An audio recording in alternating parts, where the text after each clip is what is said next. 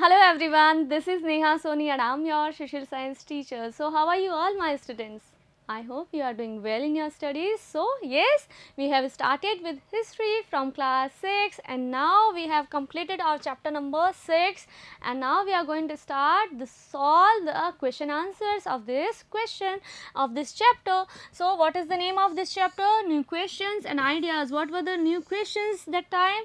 The people who were living in a painful situations and they have a very differences between their mindset, between their religions. So there were so many questions and they get their answers from the saints in Jainism, Buddhism and वहाँ पे हमने ब्रह्मचर्य, गृहस्थ आश्रम, वानप्रस्थ आश्रम ये सब कुछ हमने डिस्कस कर लिया था इस चैप्टर में. So I hope you have learned so many things from here and now we are going to solve the question answers of this chapter. So here in this part 4 of this video of this chapter we will try to solve the questions. Okay, so let's begin it. First question is, you have to describe the ways in which the Buddha tried to spread his message to the people. So जो लोग हैं, जो people हैं, इनके लिए बुद्धा ने कौन से तरीके अपनाए थे अपनी टीचिंग्स को देने के लिए, अपने टीचिंग्स को स्प्रेड करने के लिए, अपना जो मैसेज है इसे जनता तक पहुंचाने के लिए. So you can write your answer in this way also. So here Buddha tried to spread his message of being kind. First of all, he just wanted to spread his message that we have to be kind to others, right? And to respect the lives of people in the following ways. So उन्होंने क्या कहा था? You have to be kind with people or animals also, right? So आपको इन तरीक़ों से respect देनी है और आपको kind रहना है. Okay? So what are the ways? First is Buddha taught the people in Prakrit. First of all उनकी जो language थी, उनकी जो teaching language थी, उनकी जो message जो उन्होंने spread की वो किस में किए थे? Regional language जो थी प्राकृत. Okay, which was the language of the ordinary people so that it was understood by ordinary people easily. So अब क्या होता है, आपकी भाषा में मैं बात करूँगी तो आपको बहुत जल्दी समझ में आएगी ना. So इसी तरह से बुद्धा ने भी जो अपनी टीचिंग्स थी, अपने जो मैसेज थे वो किस में दिए थे? वहाँ की जो ऑर्डिनरी पीपल की जो लैंग्वेज थी, जो रीजनल लैंग्वेज थी, उसमें उन्होंने अपने मैसेज को कन्वे किया था, स्प्रेड किया था. क्लियर? सेकेंड वे क्या लिया था उन्होंने? He also encouraged people to think for themselves rather than to simply accept what he said. Means आप पहले सोचो, है ना, पहले इस्तेमाल करो फिर विश्वास करो, है ना, एक टैग लाइन है ना एक. सो इसी तरह से इन्होंने भी आपके लिए एक मैसेज दिया था कि you have to think for your self first, है ना. आप ये मत सोचिए कि कोई क्या कर रहा है तो बस मुझे उसे सिंपली फॉलो करना है. ओहो, किसी हीरो ने ये क्या कह दिया तो मुझे इसे सिंपली फॉलो करना है. No, you have to think about it first, then you have to follow it. So उन्होंने यही कहा, आप पहले जज करो, आप पहले अपने बारे में सोचो, आप क्या चीज़ फॉलो कर सकते हो. जो टीचिंग्स हैं उसमें कुछ ऐसी चीज़ें हैं जो आपके लिए हो सकता है टफ़ हो, आप उसे फॉलो नहीं कर पा रहे हो. जैसे जैनिज़्म में हमने देखा था, जैनिज़्म को ज़्यादा किसने पसंद किया था? जो ट्रेडर्स थे उन्होंने इसे ज़्यादा फॉलो किया था. फार्मर्स के लिए क्यों डिफ़िकल्ट था जैनिज़्म? बिकॉज फार्मर्स के लिए जैनिज़्म इसलिए भी डिफ़िकल्ट था बिकॉज जैनिज़्म में क्या कहा था, आप किसी को भी नहीं मारेंगे. सो आप फार्मिंग करते हो और आपके वहाँ पे बहुत सारे इंसेक्ट्स आते हैं, आपको उन्हें हर्ट नहीं करते हुए भी, नहीं चाहते हुए भी करना पड़ता है. सो क्या होता है, फार्मर्स जो थे वो जैनिज़्म को इतना ज़्यादा फॉलो नहीं कर पा रहे थे. सो यही चीज़ बुद्धा ने कहा, you have to think about your self first, okay, then you have to follow others. So जो भी मैंने कहा उससे सिंपली फॉलो मत करो, यू हैव टू जज it, then you have to follow it. Clear? Next is, see, Buddha moved from place to place to give his message to all the people. So that's why he moved from place to place and so long distances he covered, okay, to spread his message. Fourth was, Buddha himself set an example to lead a simple life. So कहते हैं ना, सादा जीवन उच्च विचार, simplicity. सो आपको क्या करना है, बुद्धा ने भी एक एग्जाम्पल सेट किया था कि yes I am setting an example to lead a simple life. उन्होंने एक सादा जीवन जिया था, उन्होंने उतना ही लिया, उतना ही गेट किया जितना उन्हें ज़रूरत थी, है ना. ज़्यादा इसमें संचय नहीं किया जाता है कि आप किसी चीज़ का ज़्यादा संचय करें. So these are some ways and in these kind of ways he spread his message to the people. Clear my class? So next question is, right, weather true और फॉल्स। अरे वाह, बहुत ही मज़ेदार चीज़ें आती हैं आपके लिए और मुझे पता है, I know very well you will solve it out, है ना। सो आप मुझसे भी ज़्यादा क्विक हैं। आई होप आप इसे बहुत इंटरेस्टिंगली और अच्छे से इसे सॉल्व कर लेंगे। सो मैं पढ़ती हूँ, I hope you are doing as well. So Buddha encourage animal sacrifices? Really? No. He did not encourage the animal sacrifices, so it is false. B. Sarnath is important because it was the place where the Buddha taught the first time. Yes, he has given his first sermon at Sarnath, so it is true. The Buddha, C is the Buddha taught the karma has no effect on our life. No, it is wrong, because Buddha taught us that karma has effect on our life after death also, right? So it is false. Statement गलत है ना। आपके लिए कर्मा बहुत important है। बुद्धा ने क्या बताया था, कर्मा जो है आपके लिए इस लाइफ में भी, ज़िंदगी के साथ भी और ज़िंदगी के बाद भी चलेंगे, है ना। सो इसी तरह से उन्होंने कहा था karma has an effect on our life. So यहाँ पे तो लिखा है नो इफेक्ट, तो ये फॉल्स हो गया ना। क्लियर हुआ, गलत है ना ये। तो ये तीनों हमने सॉल्व कर लिए। नेक्स्ट देखते हैं। D is the Buddha attain enlightenment at Bodh Gaya. Clear, उन्होंने कहाँ पे ज्ञान प्राप्त किया था, एनलाइटमेंट कहाँ मिला था उन्हें, बोध गया में। So it is true. Is Upanishadic thinkers believed that the Atma and the Brahma were ultimately one. Yes, the Atma and Brahma were ultimately one. हमने देखा था ना, हमारी जो आत्मा है वही ब्रह्मांड में भी व्याप्त है। और वो हमने बेगर वाली, वाइज बेगर वाली स्टोरी भी देखी थी। उसमें क्या था, वो जो दोनों साधु थे उसे पहले खाना नहीं दे रहे थे, फिर वाइज मैन ने उनसे पूछा आप किनकी पूजा करते हैं। सो वो सारी स्टोरी से पता चला कि आत्मा और जो परमात्मा है वे एक हैं।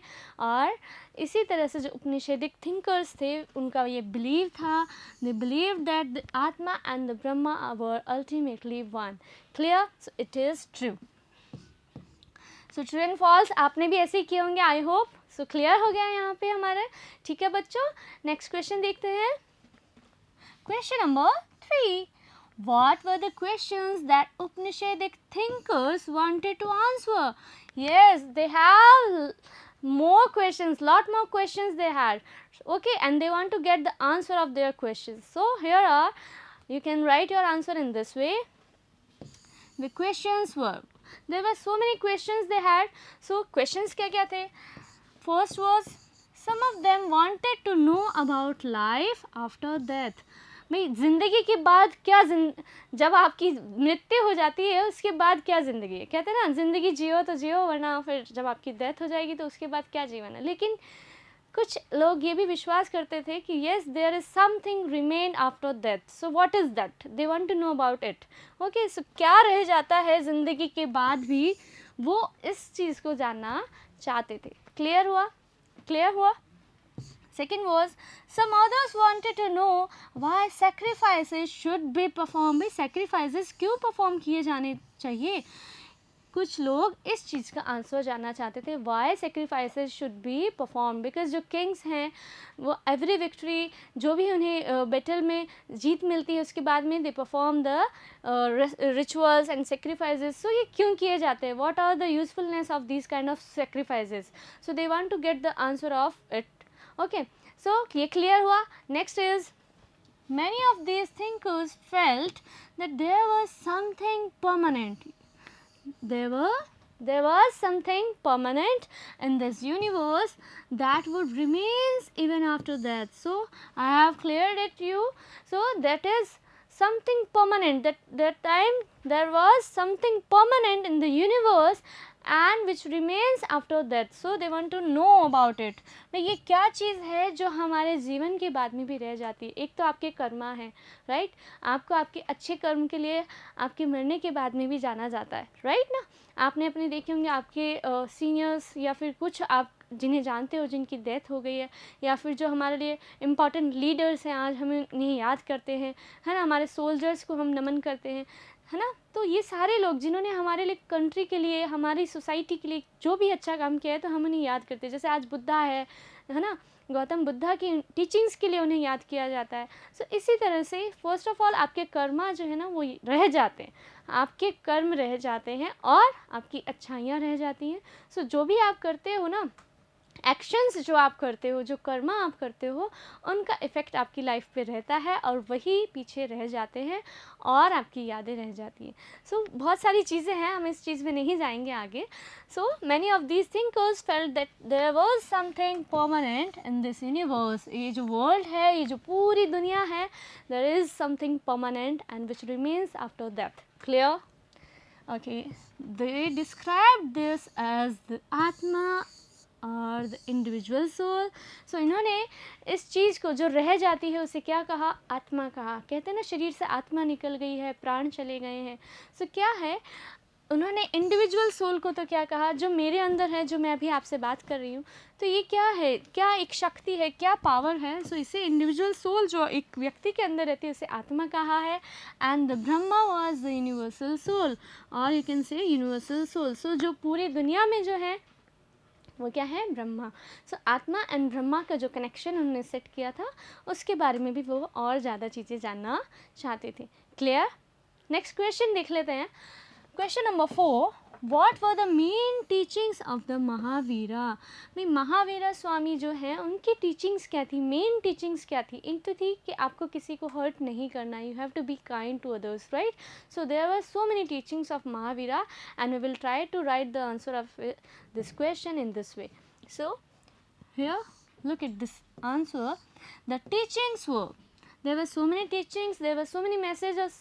Okay, so first is men and women who wish to know the truth must leave their home. First teaching तो यही थी, हमने देखा था ना। At the age of 30 he left his home. Mahavir Swami ने अपनी 30 ईयर्स, जो उनकी एज कंप्लीट होते ही, 30 प्लस होते ही उन्होंने क्या कर लिया था?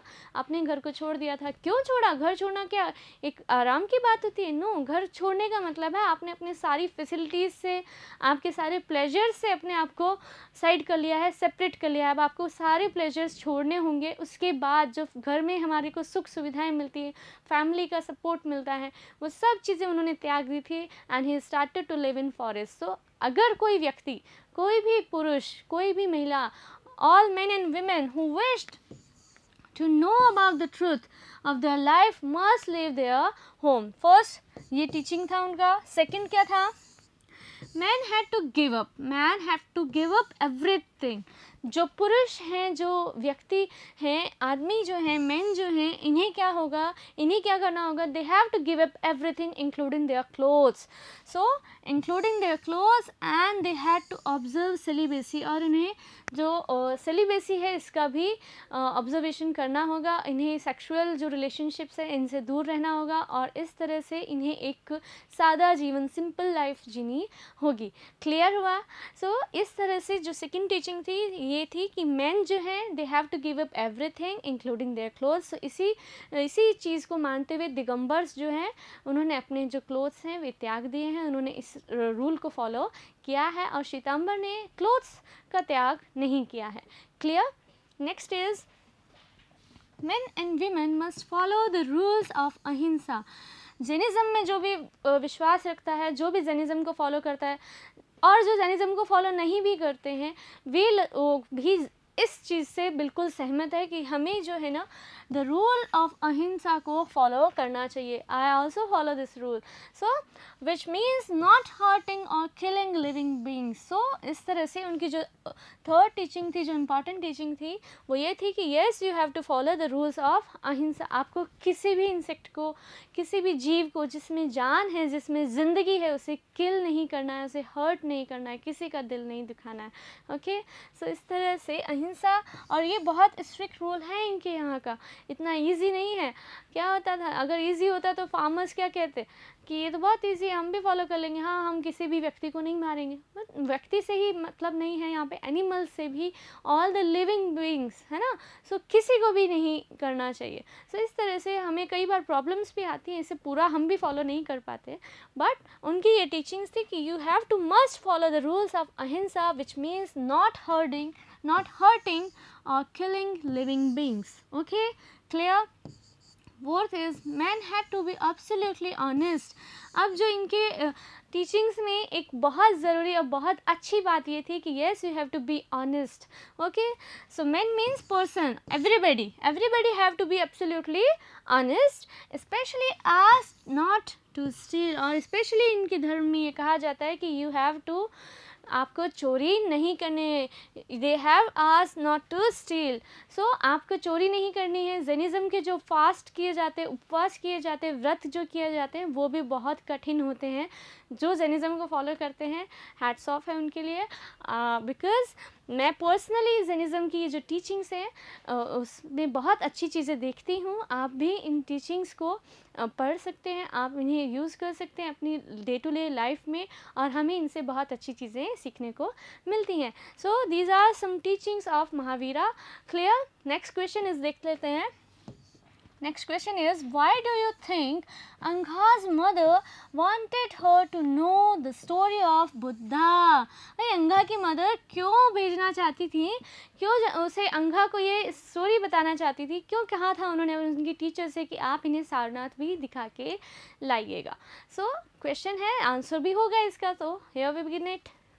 The place where Buddha gave his first sermon is near Varanasi. जो प्लेस है, जो जगह है जहाँ पे बुद्धा ने अपनी फर्स्ट sermon, अपना फर्स्ट टीचिंग दिया था, अपना फर्स्ट मैसेज दिया था, that was near Varanasi and that was Sarnath. Angha's mother wanted her to know the story of Buddha. अंगा की मदर चाहती थी कि वे जो हैं बुद्धा के जीवन की कहानी समझें, है ना. द स्टोरी ही, she wanted that she have to learn, she have to know about the story of Buddha, उनसे कुछ सीखे, उनकी टीचिंग्स को यूज़ करें अपनी लाइफ में, so that Anga could take some lessons from the life and messages of Buddha. So she can learn. आप देखते हैं ना, आप कोई स्टोरी पढ़ते हो, उसका मॉरल क्या होता है. सो इसी तरह से किसी की भी लाइफ का जो हमने उसके बारे में अगर हम स्टोरी जानते हैं, बुद्धा की जो लाइफ स्टोरी है, उससे हमें बहुत सारे लेसन मिलते हैं, and we can learn. Okay, so many things we can learn from Buddha and the story of Buddha. So इसी तरह से अंगा की जो मदर है वो भी ये चाहती थी कि अंगा भी जो है बुद्धा के जीवन से लेसन ले. Okay, next question number 6. Do you think it would have been easy for slaves to join the Sangha? संघा क्या है अभी हमने देखा था ना. संघा यहाँ पे एक ग्रुप है ना, जिन्होंने घर छोड़ दिए हैं, वे लोग यहाँ पे रह सकते थे, है ना. वो अपनी टीचिंग प्रैक्टिस कर सकते थे, वो अपना मेडिटेशन कर सकते थे. इनके लिए बाद में मोनेस्ट्रीज भी बनाई गई थी.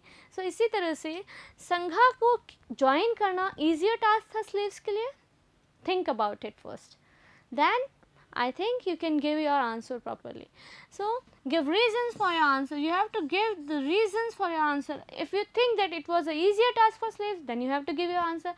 And if you think that it was not just easy task for slaves, because they have to take permission from their masters, and it was not easier task for their masters. So जो भी आपका yes or no, जो भी आपका reason, जो भी आपका answer है, you have to give your reason first. And for an example, I am giving you my answer.